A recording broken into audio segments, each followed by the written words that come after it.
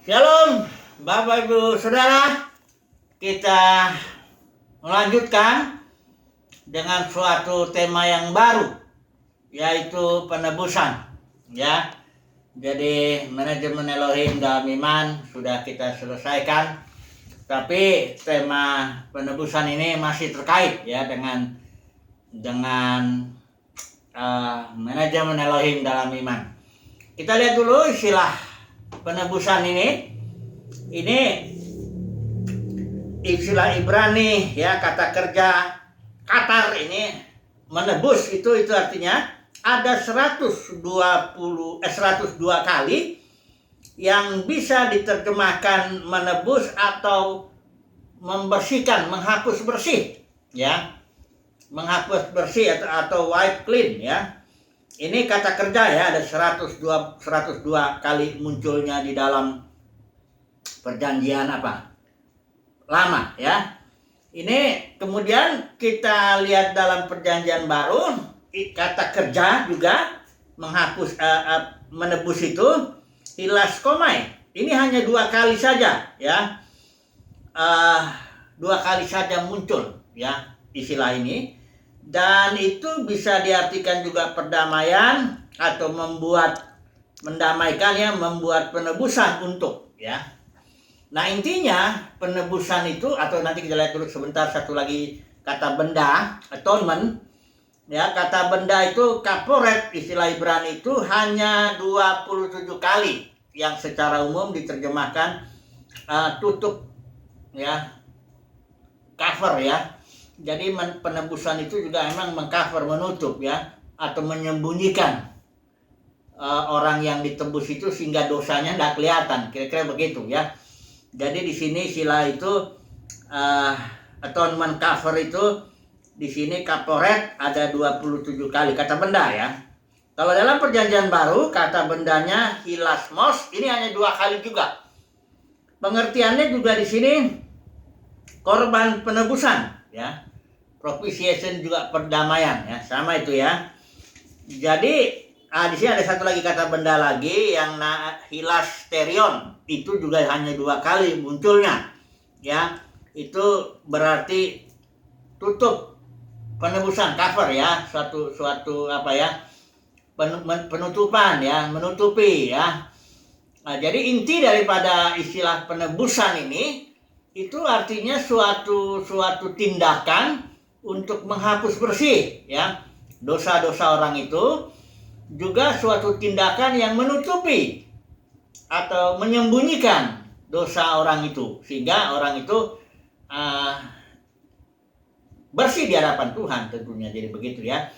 Nah, kita akan melihat penebusan ini di dalam, kita kaitkan dulu dengan tema kita yang lalu, manajemen Elohim dalam iman. Karena dalam setiap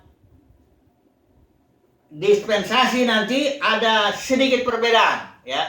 Dan terutama yang nanti beda sekali ketika korban yang selama dalam dispensasi sebelumnya itu korban binatang, tapi nanti di sini anak domba itu adalah Yesus Kristus. Nah, ketika itu terjadi korban itu, ini terjadi suatu perubahan yang sangat drastis ya.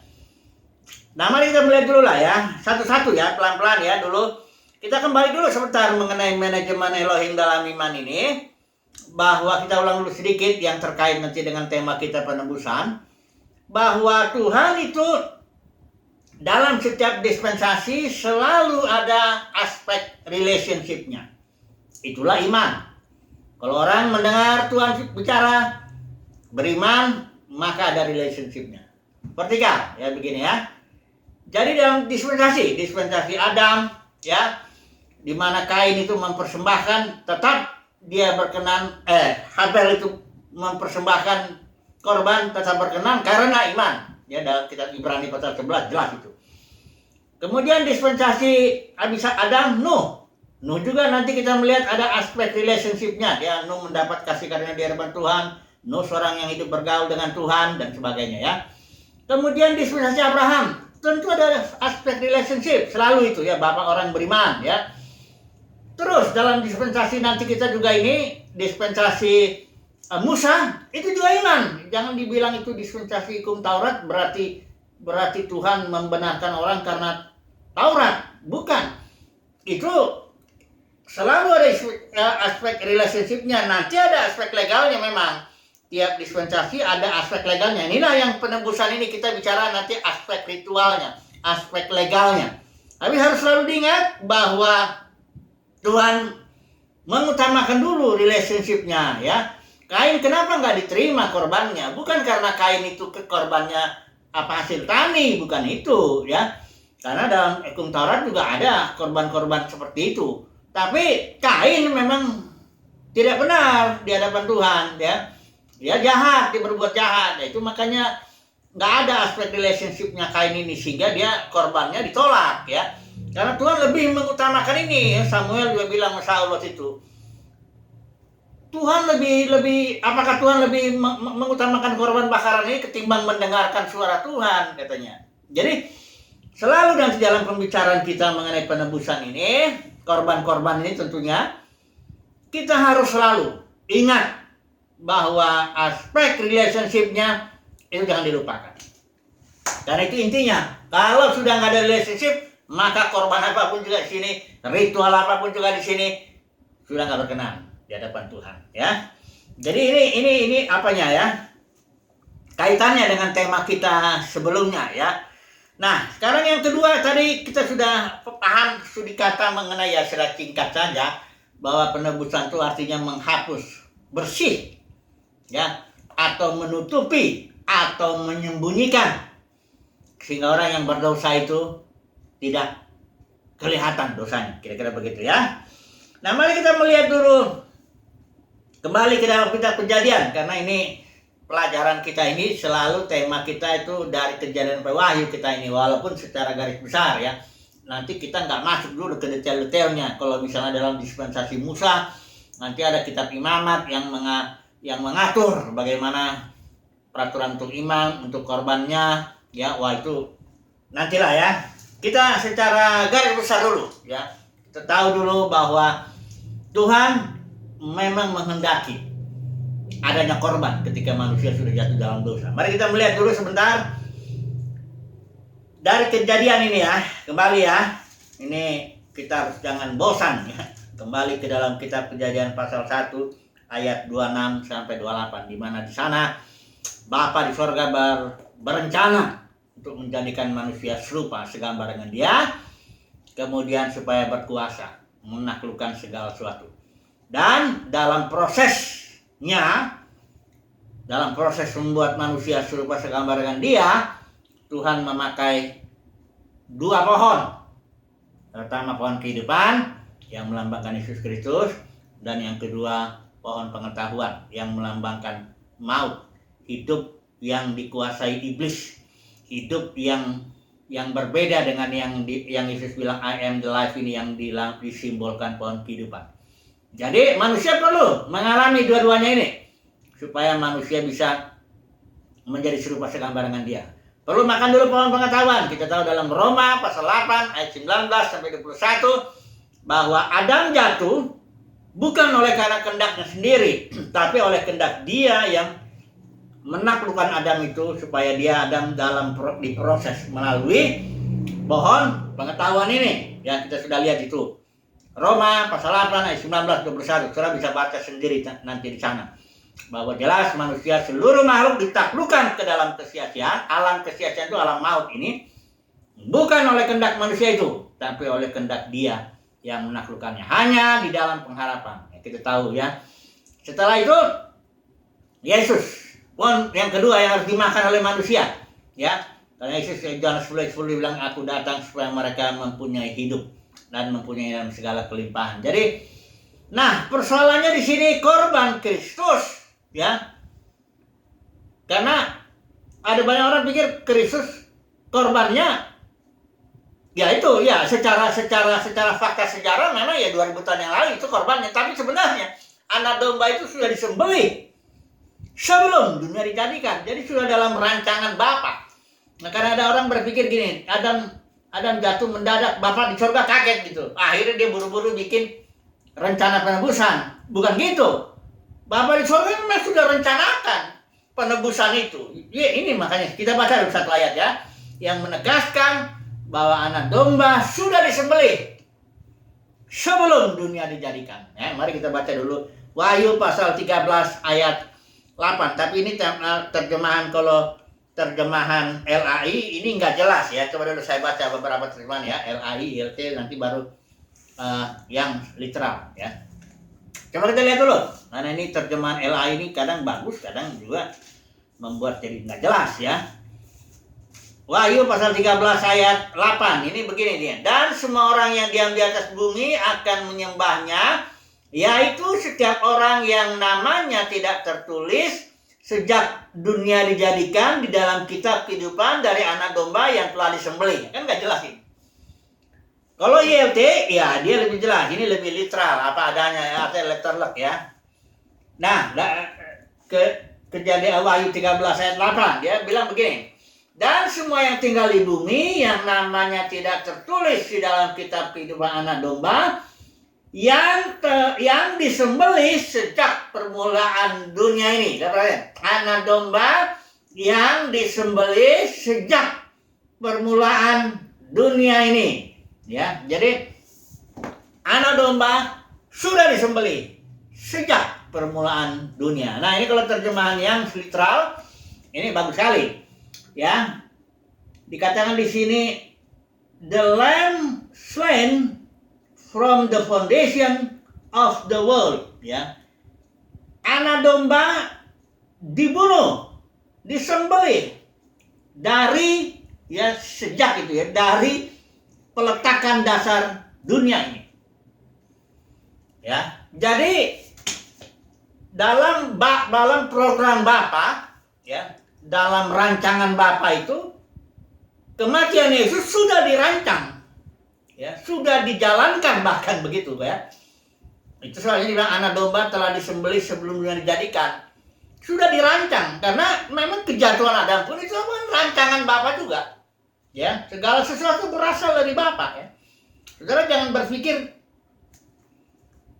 Tuhan tuh kaget-kaget gitu kok manusia bisa begini-begini ya, jatuh kok terus. Enggak, itu bagian daripada rencana Bapa. Kejatuhan Adam bagian daripada rencana Bapa. Penebusan yang oleh Kristus nanti itu pun sudah sebelum dunia dijadikan, sudah dirancang itu semua. Kita pun sudah dipilih sebelum dunia dijadikan. Jadi nggak ada yang apa ya, karena istilahnya kalau makhluk itu manusia kehendak bebas ya, tergantung manusia. Nggak ada tergantung manusia, semuanya tergantung Tuhan, tergantung kasih karunia Tuhan ya, bukan usaha orang. Kalau saudara dan saya bisa diselamatkan, bisa saat ini memuji menyembah, itu karena dipilih Tuhan, atau barangkali hanya dipanggil, ya nggak tahu juga ya. Jadi kita harus tangkap dulu ini bahwa penebusan adalah sesuatu yang sudah dirancang oleh Bapa sebelum Adam jatuh. Karena kejatuhan Adam juga ada dalam rancangan Bapa ya. Oke, mari kita melihat dulu kejatuhan nih. Sekarang kita lihat jatuhnya Adam ini ya. Nah, nggak usah kita baca semua karena kita ini belajar ini kita sedang mencoba outline-nya saja ya. Jangan dulu masuk ke detail-detailnya itu. Kalau belajar itu lihat dulu garis besarnya, baru nanti masuk ke detail-detailnya ya. Kita lihat dulu secara inilah ya, Kejadian pasal 3 ini. Adam Hawa jatuh kan dia di Taman Eden itu. Adam ditempatkan ya, waktu itu datang firman ketika firman itu datang itu Hawa belum ada. Jadi Tuhan bilang ini ayat 18 kan,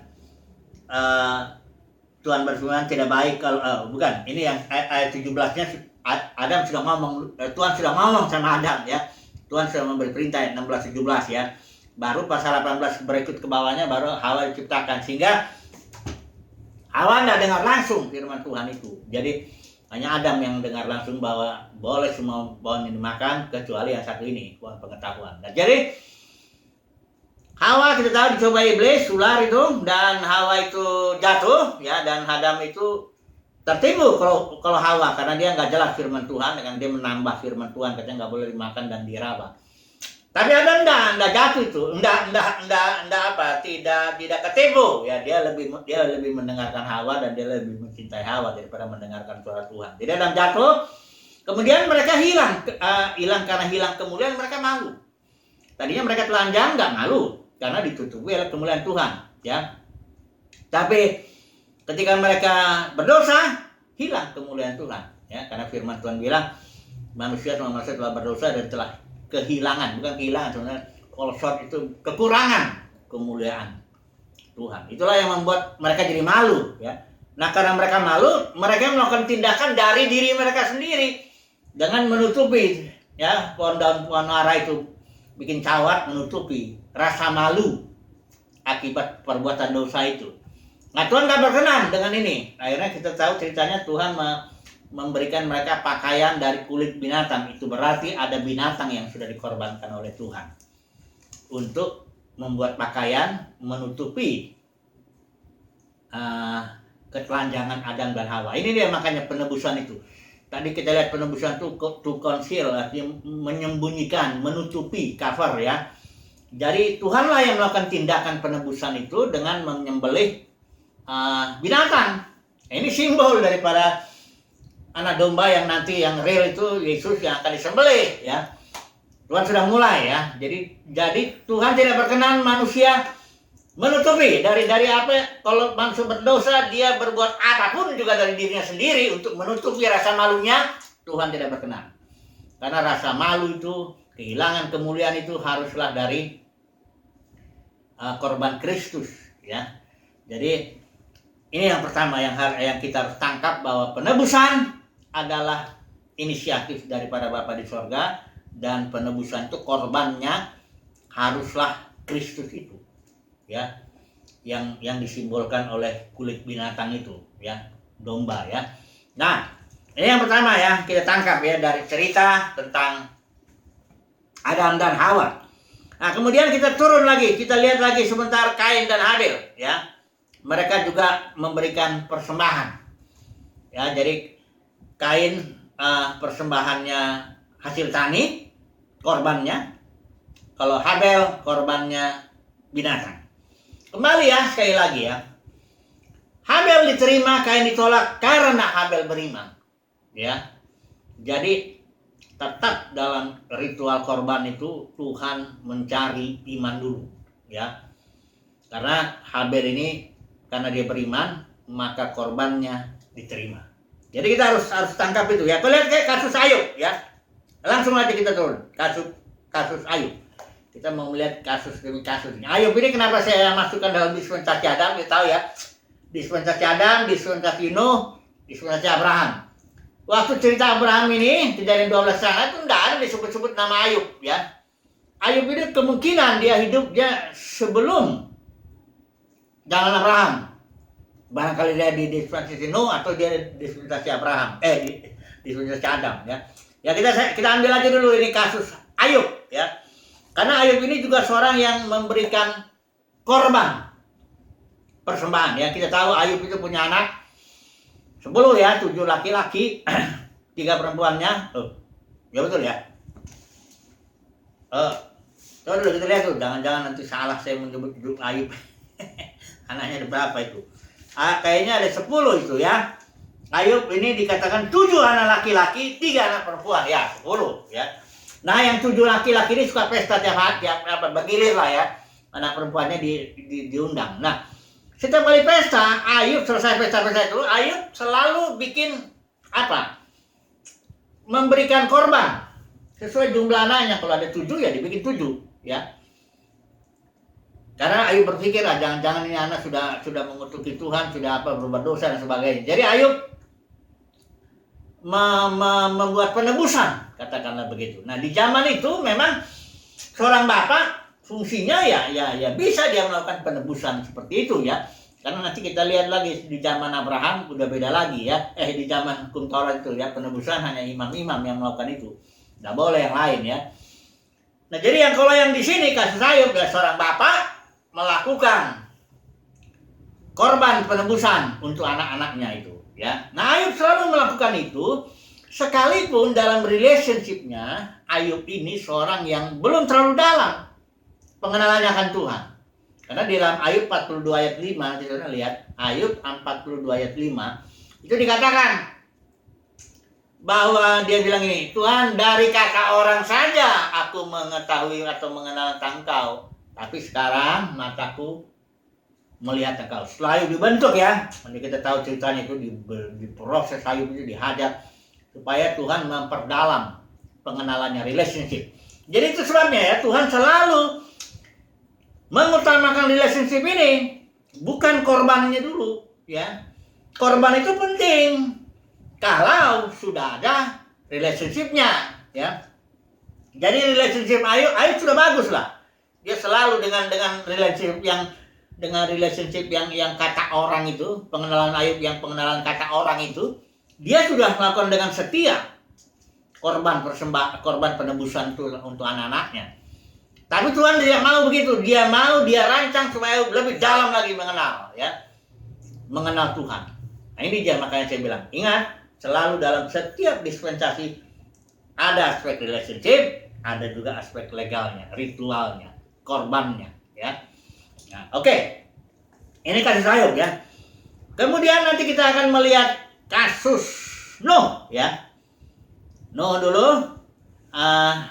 Barangkali sebagai pembukaan kita cukup dulu ya, sampai di sini aja dulu. Yang penting kita tahu bahwa ini kita ambil kesimpulan aja dulu lah ya. Nanti kita akan sambung Nuh, Abraham, Musa, dan nanti yang Yesus itu ya. Terus tema-tema penebusan ini kita lihat kasus per kasus. Tapi per dispensasi maksud saya ya. Tapi selalu kita ingat ya kesimpulannya ini, bahwa Tuhan selalu mengutamakan relationship dulu. Ya. Relationship-nya dulu, barulah apanya? Korbannya. Juga korbannya ini tidak boleh atas inisiatif sendiri. Ya. Kayak Nadab Abihu melakukan korban api yang asing, malah Tuhan gak berkenan. Harus ada aturannya, kayak Adam juga. Adam ini, ya katakanlah dia korban, dia bikin sendirilah, nutupin rasa malunya karena dosanya. Gak bisa begitu. Harus dari Tuhan, harus cara Tuhan, harus aturan Tuhan, ya. Jadi relationship jelas nomor satu, tapi juga korbannya harus sesuai aturan Tuhan, ya, sesuai aturan Tuhan. Ini sangat penting karena kita nanti dalam dispensasi para pemenang di saat ini, dispensasi ini, itu korbannya tuh hati-hati. Jangan, karena banyak orang mengambil korban perpuluhan, korban gua sulung yang nggak karu-karuan, yang bukan disuruh Tuhan. Karena di zaman dispensasi para pemenang ini, korbannya itu harus sesuai dengan hukum. Hukumnya apa? Hukum roh. Sesuai dengan pimpinan roh. Ya. Itu. Jadi jangan makanya nanti kita akan belajar setiap dispensasi ya, penebusan tuh progresif dia sampai nanti real. Ini kan baru simbol-simbol dulu ini kan. Nanti realnya anak domba itu. Oke lah, kita sambung lagi besok. Tema kita penebusan. Haleluya.